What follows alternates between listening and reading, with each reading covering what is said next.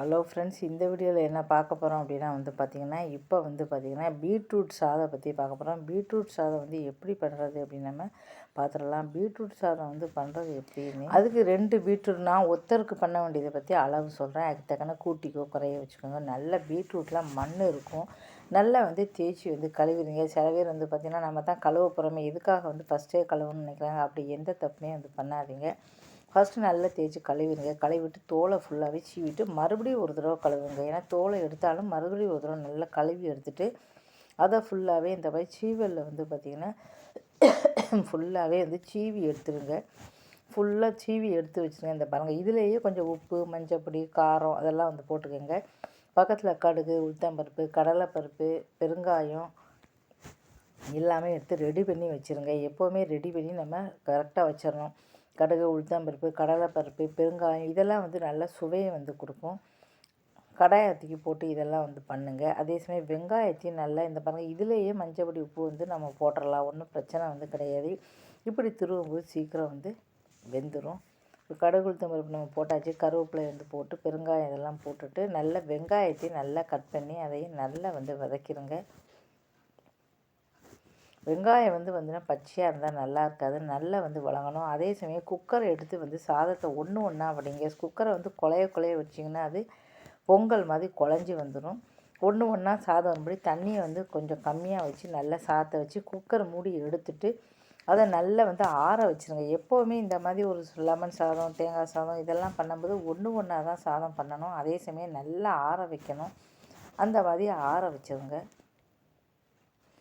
ஆற வச்சுட்டு அந்த சாதத்தை போட்டால் தான் நல்லாயிருக்கும். இதுக்கப்புறம் பார்த்திங்கன்னா வெங்காயத்தை நல்லா கொஞ்சம் பொரிஞ்சால் நல்லா வாசனையாக நல்லா வரும். அந்த மாதிரி பொரிய விடுங்க. பொரிஞ்சதுக்கப்புறம் பார்த்திங்கன்னா நம்ம வச்சுருந்த பீட்ரூட்டை அப்புறம் தான் போடணும். ஃபஸ்ட்டே நீங்கள் போட்டிங்க அப்படின்னா ஃபஸ்ட்டு வதங்காமல் அதுக்கப்புறம் வதங்காததுனால நல்லா வதங்கி வரட்டும். கொஞ்சம் வெயிட் பண்ணுங்கள். அதுக்கப்புறம் பார்த்திங்கன்னா இந்த பீட்ரூட்டை கொஞ்சம் கொஞ்சமாக அதில் போட்டுருங்க. போட்டு நல்லா கிண்டி விட்ருங்க. தண்ணியெல்லாம் ஊற்றாதீங்க. தண்ணி ஊற்றிச்சு அப்படின்னா கொஞ்சம் டேஸ்ட்டு மாறி போயிடும். டேஸ்ட்டே இல்லாமல் போயிடும். அதனால் தண்ணியெல்லாம் ஊற்ற வேண்டாம். இதில் உள்ள எண்ணெயே போதும். நல்லா ஃபுல்லாகவே கிண்டி ஒரு 10 நிமிஷம் ஆட்டும். ஏன்னா சீவினதுனால சீக்கிரமாகவே அது ஆயிரும். அதனால் நல்லா கிண்டி விட்ருங்க. கரண்டியை வச்சு நல்லா கலக்கி விடுங்க. இந்த மாதிரி கலக்கும்போது உப்பு, காரப்பொடி எல்லாமே பார்த்திங்கன்னா நல்லா சேர்ந்துடும். சேர்ந்ததுக்கப்புறம் வடித்து வச்ச சாதம் இருக்கும். அதை ஒன்று ஒன்றா ஆனதுக்கப்புறம் அடுப்பை ஆஃப் பண்ணிவிட்டு தான் போடணும். நீங்கள் இதாகவே போடக்கூடாது. அடுப்பை ஆஃப் பண்ணிடுங்க. அடுப்பை ஆஃப் பண்ணிவிட்டு இந்த பாருங்கள், இந்த சாதத்தை அப்படியே மேலால் எடுங்க. எவ்வளோ சூடாக இருப்பாங்க, மேலால் ஆறுனதாக இருக்கும். அதை மட்டும் எடுத்து அதில் போட்டுருங்க. போட்டுவிட்டு ஒரு 10 நிமிஷம் வெயிட் பண்ணுங்கள். அதுக்கப்புறம் சூடோடு நீங்கள் கிண்டிங்கன்னா அப்படியே பார்த்தா ஒன்று ஒன்றா வராது. அப்படியே எடுத்து மேலே போட்டுட்டு விட்டுருங்க. ஒரு 10 நிமிஷம் விட்டுருங்க. அதை ஆறட்டும். ஆறுனதுக்கப்புறம் இது ஃபுல்லாகவே நல்லா கிண்டி கொடுங்க.